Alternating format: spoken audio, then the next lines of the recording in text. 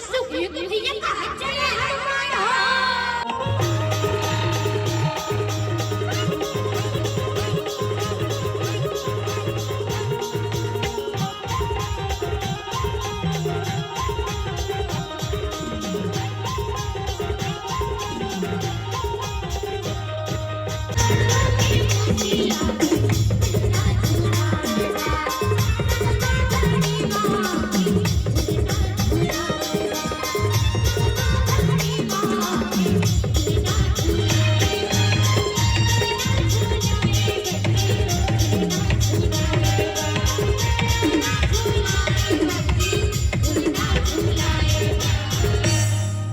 तो संगवारी हो यदि हमन हा भी बैठत हन मंच में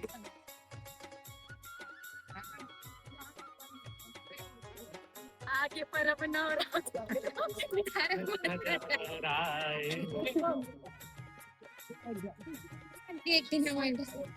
तो संगवारी हो हमन फैमिली छठीगढ़ पहुंची गए रहन आप मला बता छो। अब हम रमान में घलो बैठ गए संगवारी हो। कुछ समय बाद अब कुमरनी स्टार्ट करबो। गबल गणेश भगवान के वंदना संगवारी हो हमारे रमान में डायना टेक के जब साउंड लगते तो हमारे महेन भाई के नाल है डायना टेक का सुनो आप हरिओम संगवारी हो फाइनली अब साउंड सेटिंग हो गए।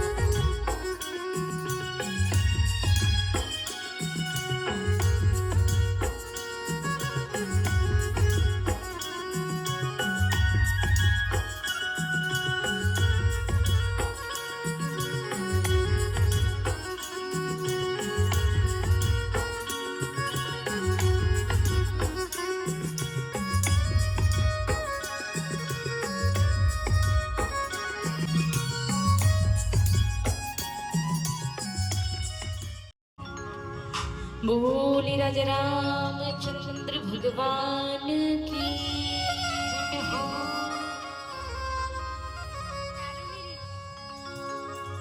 श्री राम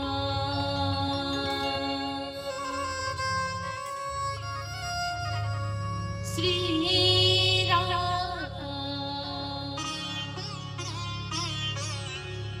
श्री राम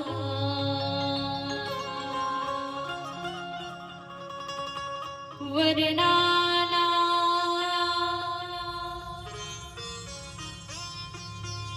अर्थ संघाना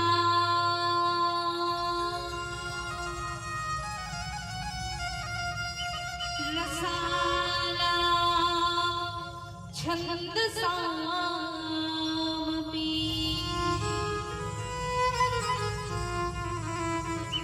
मंगुराना चंकरितारो वंदे वाणी विना। पुण्य उदय उस माटी पर कन कन आतुर हो जाता है लेकर जिसका पावन नाम। हे अखिल विश्व के शांति प्रदायक श्री रामचंद्र लोचन तुम्हें प्रणाम। श्री रामचंद्र लोचन तुम्हें प्रणाम। छत्तीसगढ़ के पावन धर्म नगरी धमतरी और धमतरी के सुंदर ये नगर में बसे हुए आपके पावन धरा दानी तोला ऐसा पावन पुण्य धरा माटी महतारी दाई शीतला दुर्गा काली 33 कोटि देवी देवता के श्री पावन चरण कमल में सादर चरण वंदन है।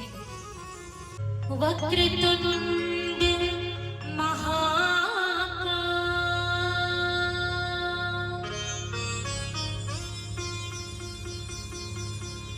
सूर्यकोटि समप्रभा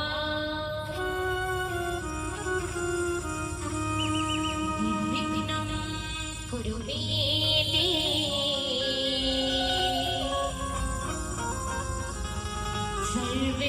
सर्वकार्येषु सर्वदा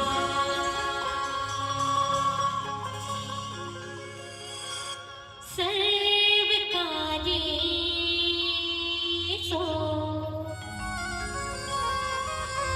सर्वदा।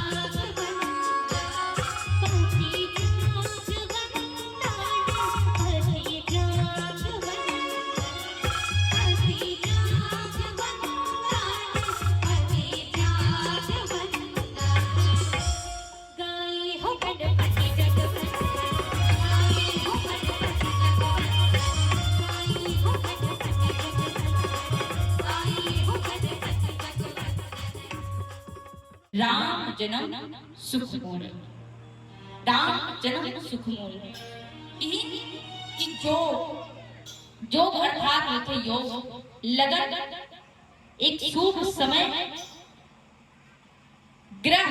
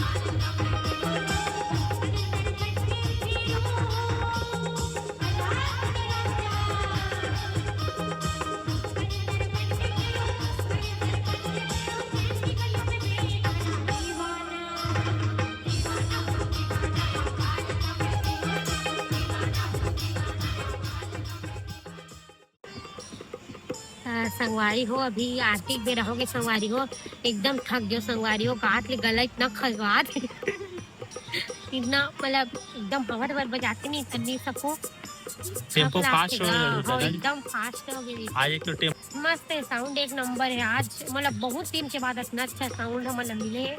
अब आरती करते संगवारी हो, आपन जुड़े रहा हमारे मनसा वीडियो में। चलो बोले श्री रामचंद्र भगवान की जय।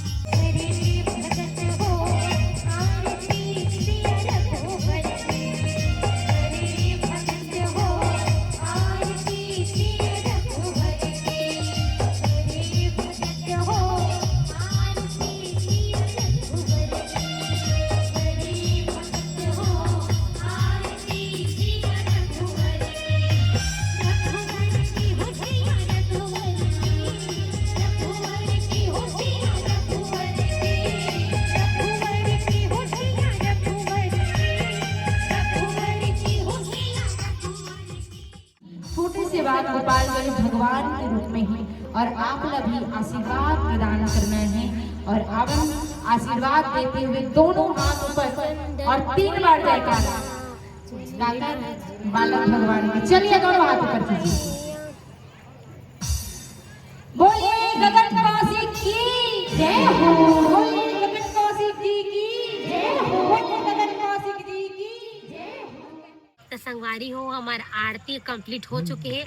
अब संगवारी हो मन सोहर मंगल के ओर जाबो, आप मन देखत रहा संगवारी हो, ठीक है।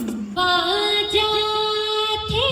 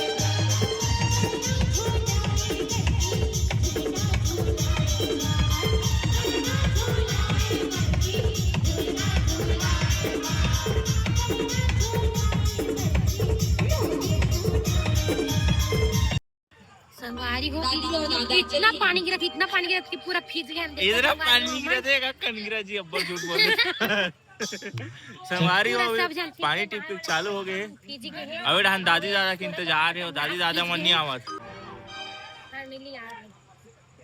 तो काफी बात और दादी छूटा थे भुलाइए।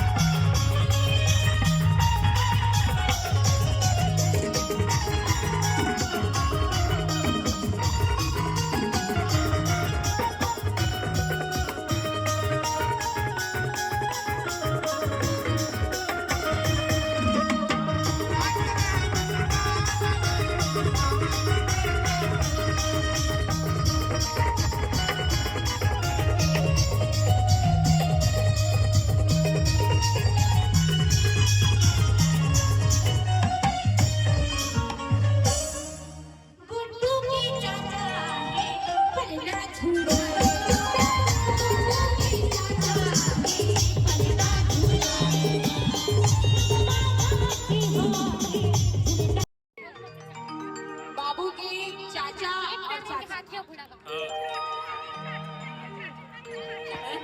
नहीं आओ होई चाचा चाचा नहीं चलिए केवल चाचा जी मतलब छोटे मामा एक एक डांटा चलिए वो करा लगा कोई बात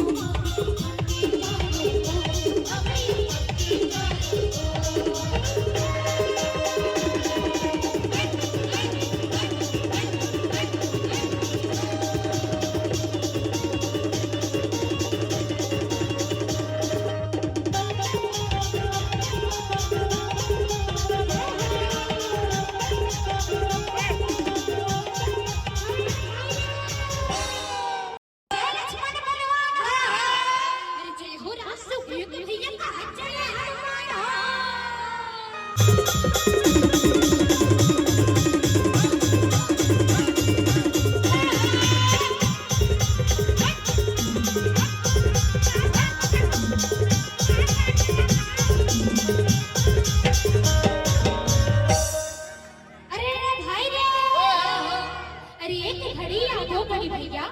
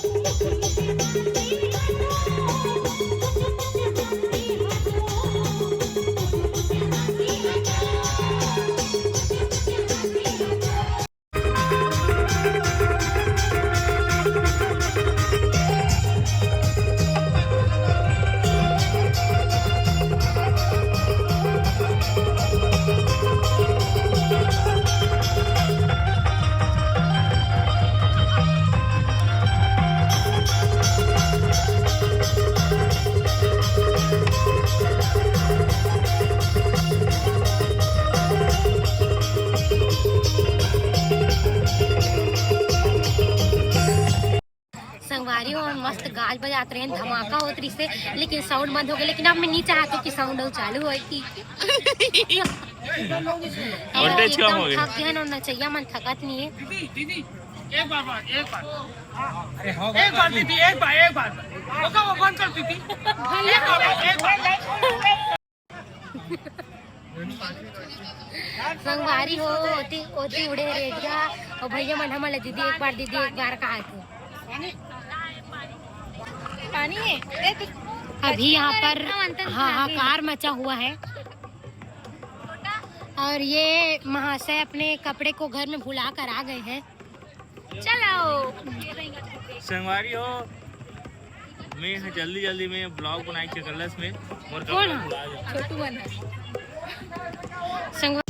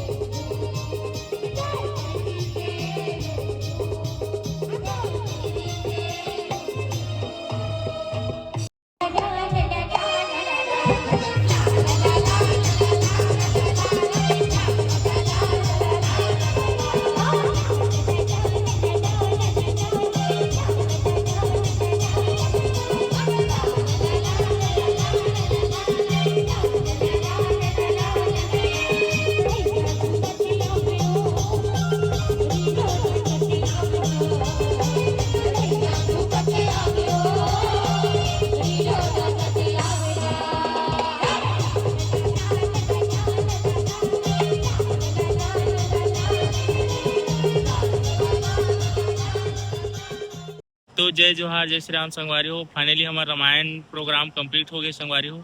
अवैध हमन अभी खाना खाए और बैठे हैं ये देख है ना संगवारी हो। ये भाई मन तको बैठे खाना खाए बर छोटा मोटा डबल रोटा ए छोटा टाटा कर चलो हेलो करो हेलो टाटा हाँ तो संगवारी हो इसने वीडियो देखे बार ब्लॉग देखे बार रेसिपी देखे बार हमारे यूट्यूब चैनल लाइक शेयर सब्सक्राइब करो संगवारी हो। तो मिलता अगले वीडियो में। जय श्री राम, राधे राधे, जय महाकाल, जय छत्तीसगढ़। अपन